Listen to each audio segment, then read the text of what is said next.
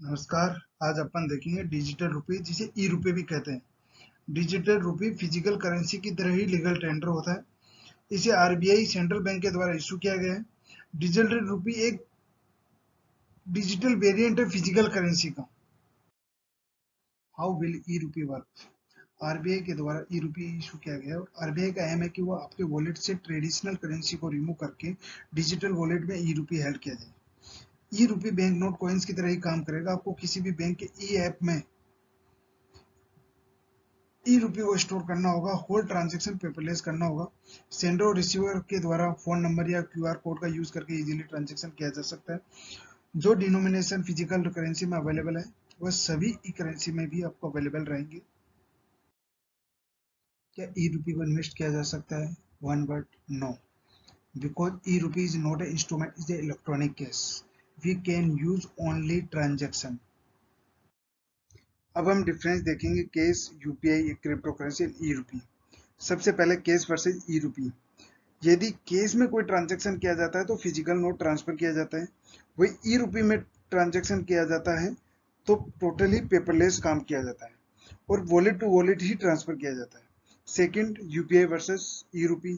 ई रुपये एक करेंसी है, वही यूपीआई पेमेंट सिस्टम है, like a PhonePe, Paytm.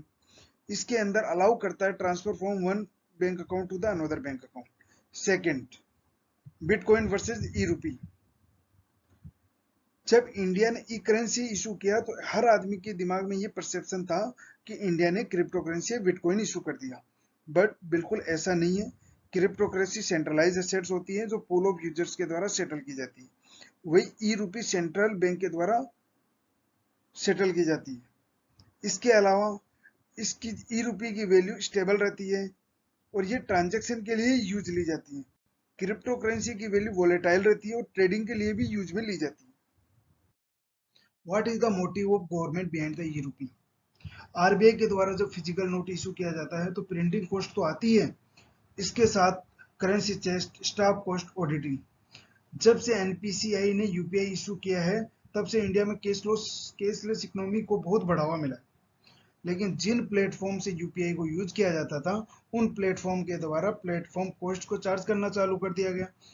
इसलिए यदि ई रुपये आता है तो प्लेटफॉर्म कॉस्ट नहीं लगेगी, क्योंकि फिजिकल करेंसी की तरह ही करेंसी यूज ली जाएगी। Most important thing, crypto currency. Many countries already issued on digital currency, इसीलिए इंडिया पर इकोनॉमिकली प्रेशर था डिजिटल करेंसी को इशू करना। Why digital rupees is in the future of money? Benefit तो बहुत है, फ्यूचर में और भी होंगे डिजिटल करेंसी के, लेकिन जो मोस्ट इंपोर्टेंट है वो मैं आपको बताता हूँ। Centralise, easy to be use, global acceptance, transparency.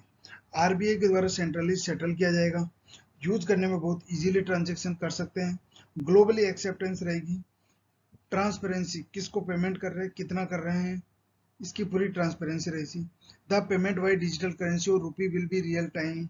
Most important thing, real time payment होगा। Easy way to keep track of the receipt and payment.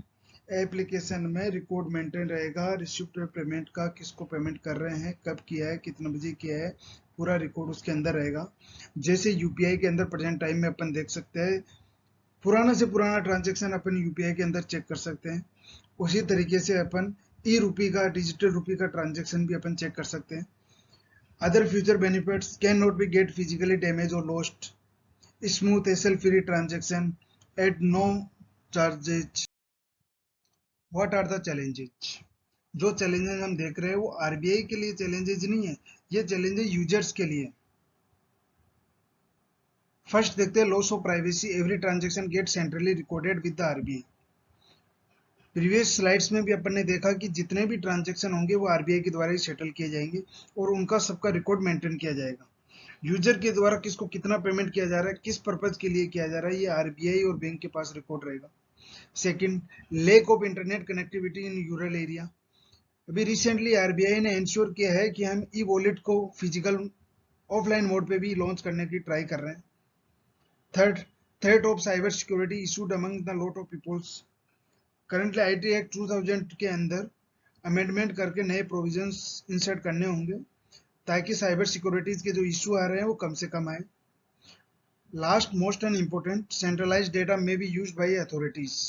Authorities means income tax, GST, ED, prevention money laundering act और other act भी, जो कि user के data को use करके उसके ऊपर इजीली एक्शन लिया जा सकता है, टैक्स की रिकवरी की जा सकती है, प्रोसीडिंग की जा सकती है।